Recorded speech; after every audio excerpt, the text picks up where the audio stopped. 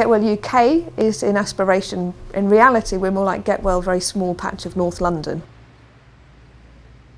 Get Well UK is a business that's making complementary medicine free to NHS patients.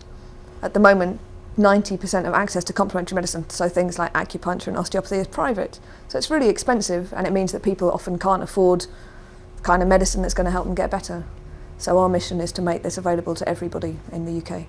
The complementary therapies that we offer are those which have evidence to show that they work and which are well regulated, so professionally organised. Our referrals all come through GPs, so we're really about integrating these therapies into the NHS. And we had one doctor when we first met him who said, well, I don't believe in this, I think it's a load of hokum. And for years my patients have been coming to me saying, can I get some acupuncture? You know, I've read about it in a magazine, does it work? And I've kept my head in the sand, and you're giving me an opportunity now to take my head out of the sand, refer some patients and find out if it works.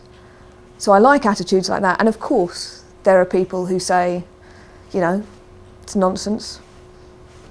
There was some research done recently shows that 49% of GPs in England recommend complementary medicine to their patients. So absolutely GPs are keen. And they know better than anyone else that they have patients who come back again and again with conditions that they're not able to help. So back pain, for example, if you see your doctor, they might give you some painkillers, they might refer you to a physio, but typically they'll send you off to a waiting list to see a consultant who can't help you. So GPs know better than anyone where there are gaps where they could do with some help from additional, practitioners. Good morning, Get Well UK. Yes, good morning. How are you today? Yes, very well, thank you. Thank you. Your appointment is at 10:15. We've also been working hard to look at how to roll out the service. So what infrastructure is needed to provide a similar project anywhere in the UK. Bye-bye. It's really important to see if this model works in different ways across Britain, and what our interest is supporting individual practitioners to come together to work within the NHS and to make sure that they're well valued and well supported in doing that work. We have not enough health professionals in the NHS at the moment, and there's 60,000 complementary therapists in Britain, so our interest is how we can bring those together and, as I say, and to really value those practitioners and their skills. So of course making it work in rural communities is absolutely vital, and I think for our next pilot it'll be important that we find out what works and what doesn't. The pilot projects that we've run so far have been through regeneration projects. There's new deals for communities in 40 different areas in the UK, and so when you ask a community what they want in terms of their health services, typically they say complementary medicine. So in the communities where we've worked, local people have said we want these services, and then we've been able to provide them for them. So the money's come through regeneration, and so what we've done is said to GPs, you can refer your patients for free to have this kind of medicine. Our business model was then to sell to primary care trusts in England. Unfortunately they've just been reorganised, and as you know there's a ton of debt, more than £500 million worth of debt this year in the NHS. And even though we can demonstrate that patients get better and that they take less medication, they see their doctor less, they go to hospital less, all these things that save money, unfortunately it's a really bad time to sell to the NHS. But as with other enterprises, if your market isn't working, you have to deviate and look elsewhere. So we're currently looking at working with the Department of Work and Pensions and supporting people who are in incapacity benefit to come off. That's another big government mission, so there's a load of money behind it. And we know that the two most common reasons that people are on incapacity benefit is because of mental health problems and because of musculoskeletal problems, back pain and so on. The very conditions where complementary medicine is brilliant.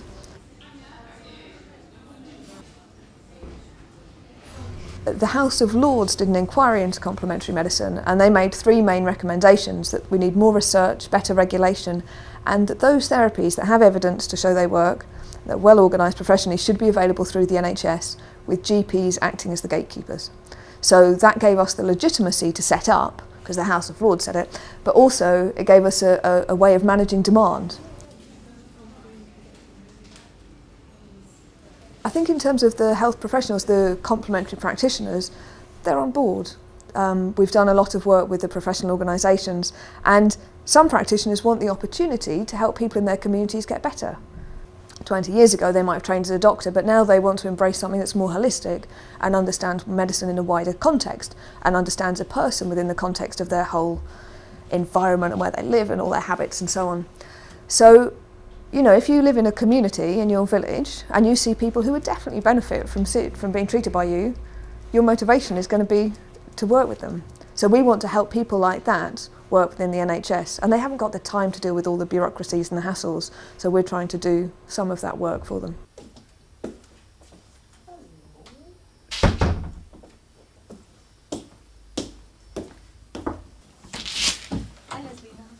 I'm really excited that our mission is working. We are trying to make complementary medicine available to all people, so particularly those who otherwise aren't able to afford it. So how's your week been?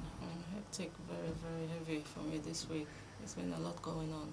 As usual? Many of our patients are older, they've had their conditions a long time, and the majority of them couldn't afford to access this kind of care privately. We've got some patients who, when they were working, they were able to see, say, an osteopath, and now they've retired, they can't afford to, and so their health is deteriorating. So now through us, they're able to go to their GP clinic and support their health. There are loads of organisations in Britain doing really similar work to us, people who are working hard and passionately and enthusiastically and really professionally to get complementary medicine available across communities. So I know of healers working in GP surgeries in Devon. There's a fantastic holistic drug rehab programme working across Cornwall. There are people working in care homes and hospices. There's people working in mental health day centres.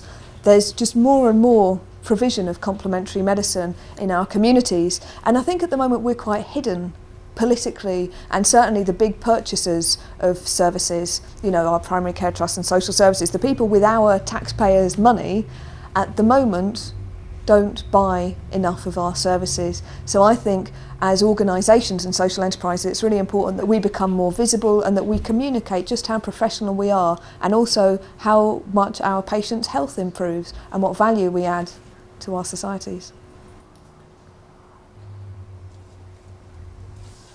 If you had a pain in your shoulder and you couldn't carry your shopping home, then you can't eat and you can't cook and all this stuff. And if someone helps you get that better, then of course you're really grateful. So it's having that kind of enthusiastic support from our patients keeps us going personally, because actually it's quite a hard slog. We're trying to change the NHS, you know, the big picture is that we're hoping for a revolution. So of course you need a lot of support to do that.